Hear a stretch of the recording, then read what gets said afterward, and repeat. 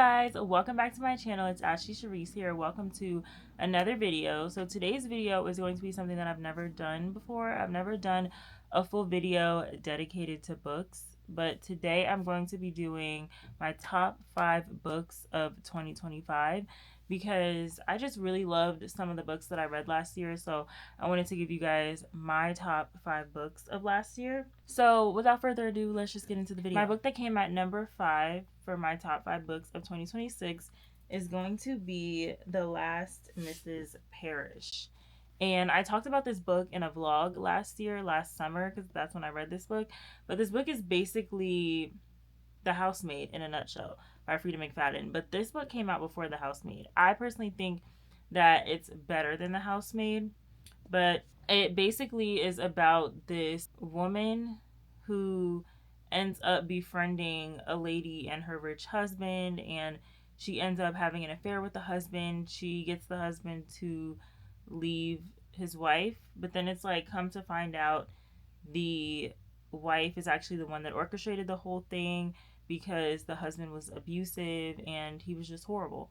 But I personally think that it was better than Frida McFadden's The Housemaid, just because it of course was written before The Housemaid, but also I just think it was well written. Like, compared to Frida McFadden's writing, to me is a little bit amateur compared to other authors, in my opinion. But this came in at number 5 because this was one of the, of course, suspense thriller books that I read, and it kept me on my toes the whole time. I was interested the whole time. I never was bored. I think that it was just so well written. If you've never read The Last Mrs. Parrish, I would definitely say to read it. So then the book that came in at number 4 is going to be The Homefront by Christine Hanna. And this was the first Christine Hanna book that I've ever read. I haven't read another one of her books yet, but I do plan to. I did buy a book by her, like another book, but The Homefront is about a woman. She's in the army, a soldier. Let's just say she's a soldier. So she's a soldier, and in the beginning of the book, she's living the regular life. She's a pilot in the army, and she gets deployed, and it just shows, well, before she got deployed, let me backtrack. Before she got deployed, while she's just at home with her family, she has 2 kids and a husband. Her and her husband's marriage is falling apart. He basically wants to divorce her. He says that he's fallen out of love with her, but then she gets deployed, and while she's deployed, she basically goes through so many different traumatic things. People in her, don't know what you would really call it, but the other soldiers that she's with, some of them end up dying in a horrific accident, and in that accident, she ends up having to come home because she's injured, and you just basically see her and her husband find their way back to each other because he helps her while she's injured. And to me, it was a really good book. I really enjoyed it. I gave it 4 stars. I would definitely recommend this book. It was different for me because it was more so of a, I don't know if you would call it historical fiction, or because it was slightly romance, but romance was kind of like the back storyline, because you even saw her mending her relationship with her oldest daughter, because her oldest daughter was not too fond of her either, but we see the mending of that relationship, which I think was really beautiful as well. So I would definitely 10 out of 10 recommend The Homefront by Christine Hanna. The book that came in at number 3 is It's Different This Time. And I have to look up who it's by because I actually don't have this physical book. I read this book on my Kindle. This book is by Josh Richard, and it's a second chance romance about a couple who was together years ago, but then they all of a sudden get a call from, I guess you could say, a realtor, and the person that owned the brownstone that they used to live in when they were together, he died, and he left them the brownstone. So they end up coming back together because they have to decide what they're going to do with the house. Are they going to sell it? Are they going to live in it? So they come back together. They end up living in the brownstone together again because they both own the house. But you basically just see them come back together. I personally really loved this book and brought it at number 3 because I thought the love story between them was so great. Of course, a lot of books where the couples are lacking is communication, and that's where a lot of their problems stem from. And that was kind of the issue with them as well, but I feel like also their issues weren't just bad communication. Like a lot of books, the couples have the issue and it's just the fact that they both can't communicate with each other. But I think that this book did a really good job of showcasing their issues and showing them working through them while they were living together. And also, this was a fall book, and I read it, I think, either in October or November, so it fit the time that I was reading it in. So it just gave me all the feels for the fall time and everything. But I would definitely recommend this book. I would recommend reading it in either late September, October, or November, just so that you can have the fall atmosphere while you're reading this book. So the book that came in at number 2 is With Every Memory, and this is by Janine Roche. And I absolutely loved this book. I got this book when I took a trip to Sight and Sound in Pennsylvania. I got it at a gift shop in the hotel by Sight and Sound, and this book was just so great. I went into it honestly with no expectations because I just knew that it was about a mom who got into a car accident with her son and her son. Well, she got into a car accident with her 2 kids and her husband, but her son ended up dying and she ended up losing some of her memories for the last 8 years. I'm like reading the back of it so I can say it exactly. So she had a brain injury and she lost 8 years of her memories. So the book is told in a dual point of view. It's from the mom's point of view and the daughter's point of view. And we basically just see, I guess, so it starts off with us just seeing how they're living right now with the mother not really having her memories and the husband and the mother slash wife's relationship isn't really that great. The relationship between the mother, the father, and the daughter isn't that great because the daughter and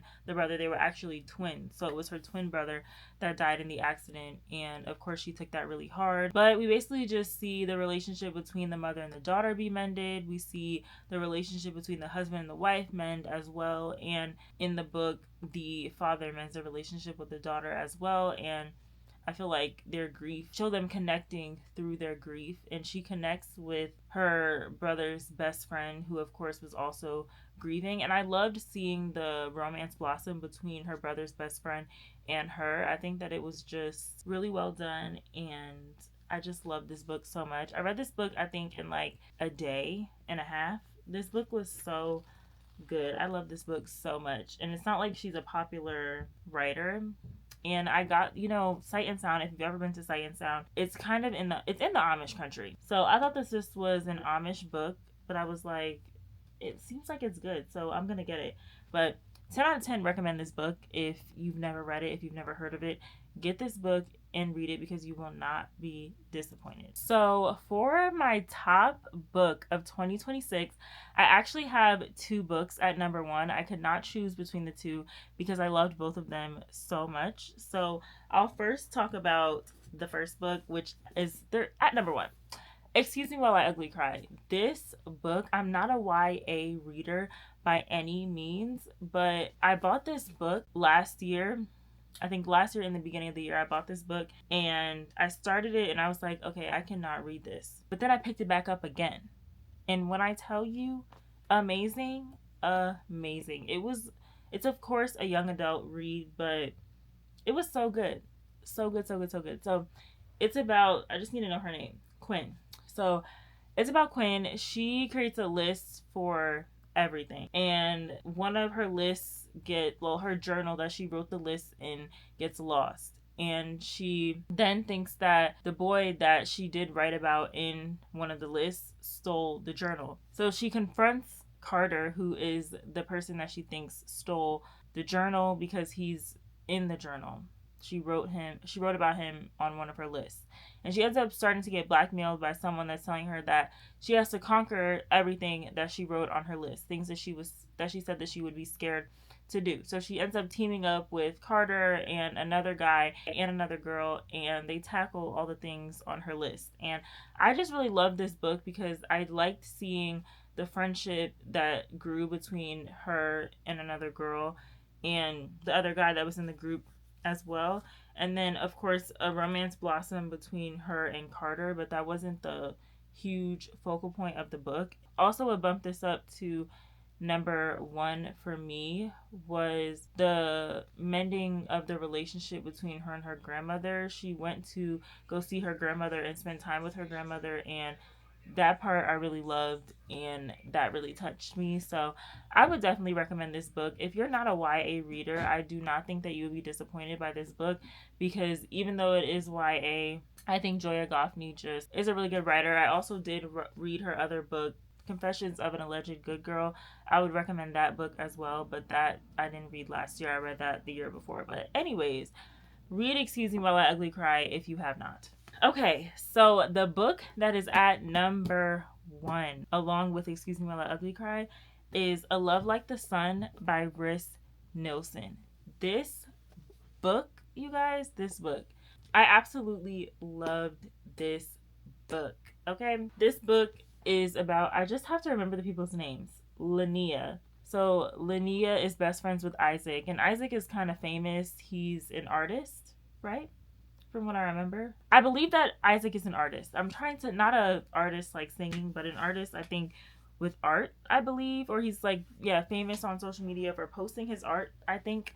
I'm trying to remember, but I don't. They're best friends, and she owns a natural hair store with her mother, and their store is kind of failing. So Isaac comes up with the idea, how about we say that we're fake dating? Well, not the fake dating, but how about we say that we're dating so that your natural hair store can gain some traction?